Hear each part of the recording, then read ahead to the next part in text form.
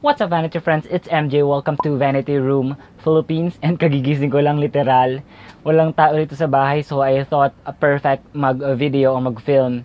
And for today, guys, since kagigising ko lang, boses ko, diba? Nag-toothbrush naman ako, huwag kayong mabahala.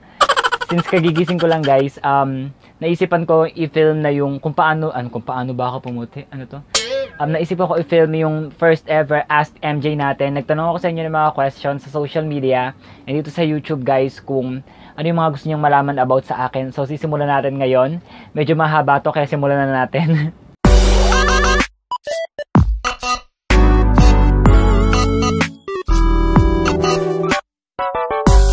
By the way pala, guys, at the end of this video, I'll be announcing the winners for the off-price show giveaway. So, ayun guys, congratulations sa mga winners. I-announce ko siya sa dulo. So, kung ayaw mo tong Ask MJ na to, skip mo na yung video, punta ka na agad sa dulo. So, simulan na natin yung Ask MJ, guys. At ang unang tanong, guys, ay mula kay Mart Lester. Hi, Mart Lester. By the way, si Mart Lester pala is a YouTuber din. Nagvi-video siya about skincare, whitening, ganyan, and mga DIYs. So, if you guys wanna subscribe to Mart Lester, search nyo lang sa YouTube, Mart Lester. Yan. So, ang question ni Mart Lester is, gaano na kayo katagal ni partner? Grabe. First question na nabunot ko, eto yung totoo. Anyway, magpa 5 years na kami. So, yan, and going strong. Going strong. The next question is from Majville. Hi, Maj. Sir MJ, favorite food and related to skin too. So, ang favorite food ko na related sa skin, mostly veggies. Sobrang hilig ko sa vegetables and fruits kasi hindi talaga ako kumakain ng pork. Yung meat na kinakain ko is chicken, fish, and sometimes beef, pero sobrang bihira lang. And talaga yung pork tinanggal ko sa aking diet since last year. So, mag 1 year na ako nang walang pork and mas magaan siya sa pakiramdam. And feeling ko mas naging glowing yung skin ko nung mas nahilig ako sa mga veggies tsaka sa mga fruits. So, sa veggies naman, particularly, sobrang gusto ko yung pechay tsaka yung broccoli. Sobrang sarap, guys. Ewan ko, nasasarapan ako sa kanila.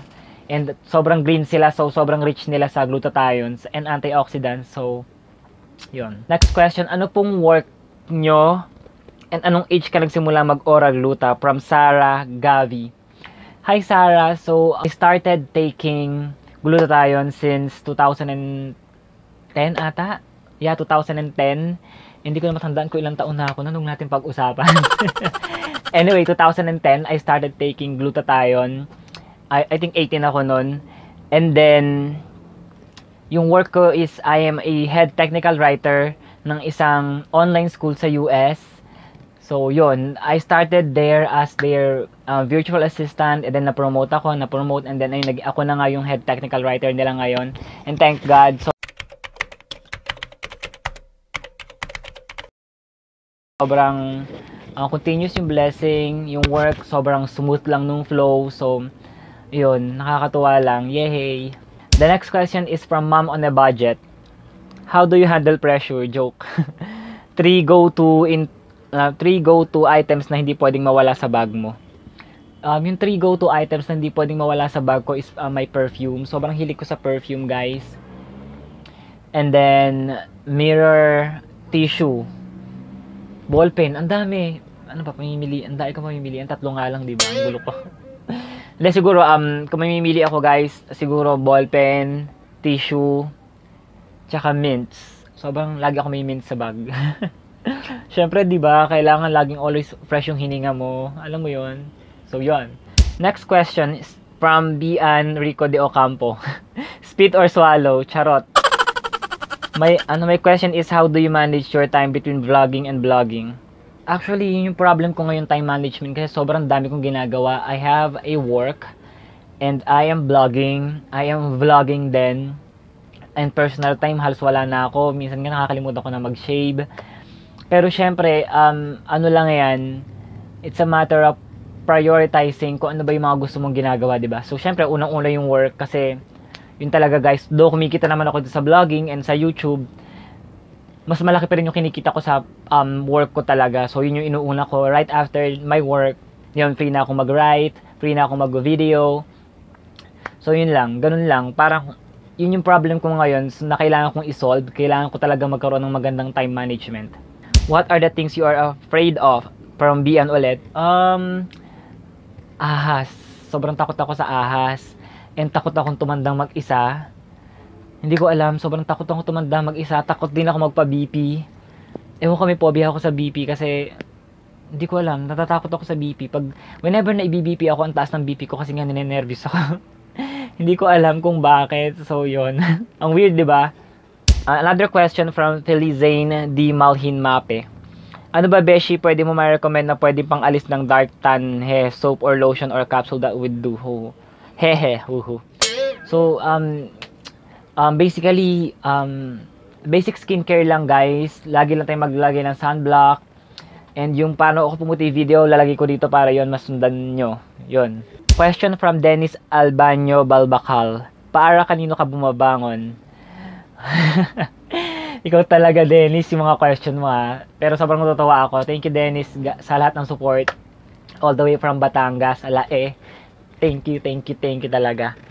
Para kanino ako bumabangon? Unang-una bumabangon ako para sa sarili ko, para sa pamilya ko, sa mga friends ko, and sa inyo, sa mga taong sumusuporta sa akin, sa mga taong nagtitiwala sa akin, sa mga taong naghihintay ng bagong post ko sa vlog, naghihintay ng mga bagong post ko sa YouTube. So, sa inyong lahat. And yun, ang sarap lang bumangon na inspired ka, na ang dami mong pwedeng gawin, na may purpose ka sa buhay kung bakit ka bumabangon, di ba? So, yun, basically bumabangon ako para sa sarili ko at para sa lahat. Next question. Kailan ka namin mamimit in person? From Marlet Ras. Oo nga, I'm planning the meet and greet na, guys. Pinaplansya ko na siya. Hopefully, ngayong October sa vlog anniversary natin, makapag-meet and greet na tayo. Sobrang dami kasing kailangan ayusin. Kailangan natin ng maraming sponsors. Though sa mga products naman, walang problema. Sobrang daming magi-sponsor na nakausap ko na. The problem is yung the venue. The problem is yung venue, guys. Ang hirap humanap, ang mahal. Syempre gusto ko naman pag na-meet ko kayo, papakainin ko naman kayo, 'di ba? Ayoko naman na kayo pa gagastos ng food, 'di ba? So 'yun, sana soon. Another question from John Gabriel Wico Hernandez. Nagka-GF ka na ba, Kuya MJ? Or may nagpaiyak na ba sa'yo? Ay, aminan na to, haha. So, hi John Gabriel. Yes, I had many girlfriends before. Many talaga, ang yabang. Hindi, seryoso talaga. Ang dami ko naging girlfriends before. And nakapagpaiyak sa akin, yes, meron na. Ayun, nagkaroon ako ng mga girlfriends before. And another question, are you gay? Yes, I'm happy and gay. Carla Blanc, another question from Carla Blanc. What's your favorite food, Sir MJ, na malaki ang contribution sa pagganda ng skin? So, nasabi ko na to kanina, yung vegetables, tsaka mga fruits, tsaka drink more water. Another question from John Mark Alcantara Malyari. Anong gluta po ang nakakatanggal ng acne and pimples? And pampaputi din ba ng nakakaputi din ba ng mata ang gluta?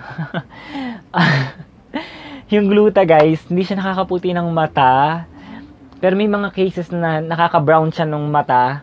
Kasi nga parang, ewan ko, nalilinis siguro, nadetoxify masyado. Pero hindi ko alam, hindi ko rin sure. Pero, kasi nag-take ako before nang nakalimutan ko ano nung gluta yon, na nag-brown ng konti yung mata ko. Talaga napansin ko, parang nagba-brown yung mata ko. Pero pag puti, hindi. Kasi ako medyo ma-reddish yung mata ko. Hindi naman siya pumuputi sa pagtatake ko ng glutathione. And yung magandang glutathione, para sa mga acne, sa mga pimples, talagang yun napansin ko, Vitapack, ang ganda niya. Talagang nakakakinis siya ng face. Yun, sobrang ang ganda. Vitapack talaga. Alexander Jake Tuason, how to cure acne scar? So, problem ko din is acne scar. I have a few acne scars sa face. So, ang ginagawa ko lang is derm roller, and thankfully, surprisingly talagang medyo bumababaw yung mga scars. Dapat regular mo lang siyang gagamitin. Dapat regular mo lang siyang gagamitin, and yun, derm roller. Another question from Ayofi, how to be confident nung mga days na hindi ka pa ganun kaputi? Basically, ever since confident na talaga ako sa sarili ko kahit di ako ganun kaputi. Talagang maitim ako before kung nakita niyo yung pictures ko. Kasi it's a matter of how you carry yourself yung parang kasi sobrang jolly na person ako, yung personality ko parang ang strong ng personality ko, ganyan, sobrang patawa ko, sobrang kwela ko, sobrang jologs kong tao. So, siguro nadadala na din ng ng personality ko yung confidence ko dahil hindi ko alam, basta ganun, basta just be yourself and huwag ka matakot gawin yung mga dapat mong gawin. Alam mo yun, yung basta maging ikaw lang, ikaw sa sarili mo, huwag mo ikumpara yung sarili mo sa iba. Look at yourself as a beautiful creation of God. Then definitely you'll be beautiful no matter what your skin color is. Another question from Jared Takumi Chow. How can you describe yourself before and now? So, my life before is definitely a lot of sins. Sobrang pasaway ko talaga dati. Sobrang bully ako. Dati sobrang party ako, clubbing, bar, nag-smoke ako, umiinom ako, sobrang pasaway ako, black sheep ako ng family. So yung life ko before, yun ako. Kumbaga, madedescribe ko siya as before, sobrang dark nung life ko. And ngayon, little by little na enlighten ako. Lahat ng vices ko tinigil ko na, hindi na ako naninigarilyo, hindi na ako umiinom ng alak, hindi na ako nagka-club, hindi na ako nagba-bar. And definitely, mas more on work na ako. Focus ako sa work, focus ako sa vlogging, focus ako sa YouTube. So, thank God, dinala niya ako dito. So, yun yung life ko before and after. Ouch. Next question from Sandra Lorraine Gonzalez. Hi, Besang. Best friend ko to si Sandra. Gumagamit ka rin ba ng snow sa face? Ano result sa'yo? Sa akin lang ba siya hindi hiyang? Na-try ko yung snow before sa face and medyo mahapdi siya. Kasi kahit botanical soap siya, medyo natatapangan ako sa kanya. So, best hindi ko siya ginagamit sa face. Kung ako sa'yo, huwag mo nang gamitin kasi baka hindi ka hiyang, di ba? From Razel Bacani Latoreno. Hi, Bes. Favorite foreign food, Besh? Sobrang hilig ko sa Chinese cuisine. Sobrang gustong-gusto ko siya. Kahit anong Chinese food, wag lang chicken feet. Tsaka yung mga turtle na ganyan, hindi ko gusto. Pero most of the Chinese food, Chinese cuisine, sobrang love na love ko. And recently, na-try ko din yung Peruvian cuisine and sobrang okay, guys. Japanese foods, gusto ko rin pala. From Cyril Dorado, maganda ba gumamit ng pore minimizer foundation and powder para matakpan ang large pores? Ano ang magandang gawin for men?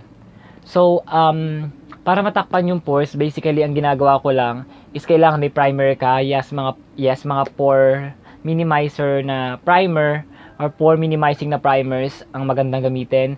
And mas maganda rin mag-a-ice ka ng mukha bago ka mag-apply ng makeup or ng foundation or ng BB cream para mas maliit yung pores mo tingnan. And pag pinatungan mo siya ng foundation or BB cream, as in talagang mawawala na yung pores mo, di ba? Tip from Yuki Chan, why should you be the next Miss Universe? Grabe ka, Yuki. I should be the next Miss Universe because I am confidently beautiful with a white skin. Charot! With a heart.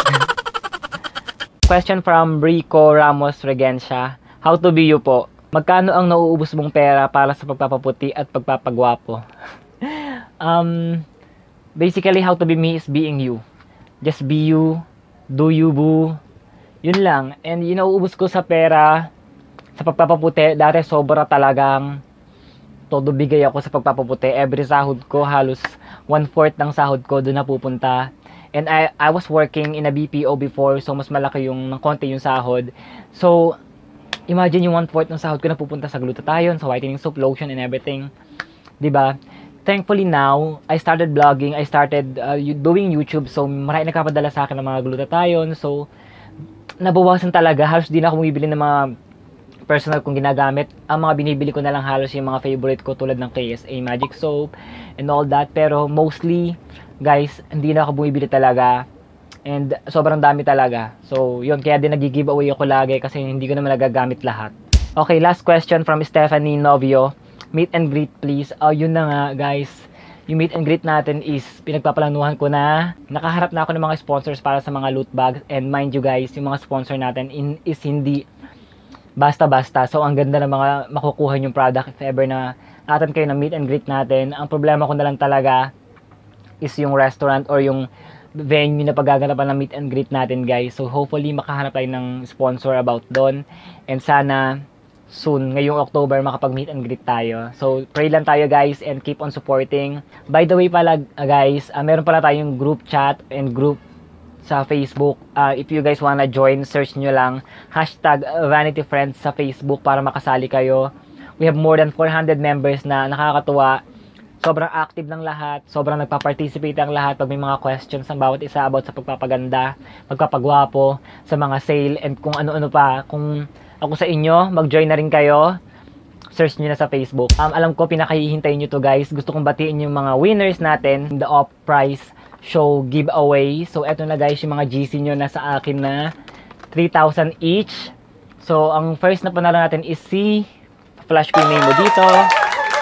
And ang second winner natin ng 3,000 is si Flash Queen name mo dito. Congratulations guys. Sobrang natutuwa ako. Nag-participate kayo sa giveaway ko kahit hindi ako malaking YouTuber. Sobrang salamat sa support nyong lahat. Sana patuloy nyo lang ako supportahan guys. Sobrang na-appreciate ko kayo. Lahat ng comment nyo as much as possible, kung mapapansin nyo may reply ako kasi sobrang na-appreciate ko yung effort nyo na mag-comment. And I believe na kailangan naman gantihan ko naman yun, 'di ba? Parang siguro naman pag sinagot ko yung comment niyo, natutuwa din naman kayo, 'di ba? So thank you so much guys. Thank you so much for watching this video. Don't forget to give it a thumbs up and subscribe to my channel and turn on the notification bells. Turn on the notification bell. Thank you so much guys. You guys are awesome. You have a wonderful day. Bye.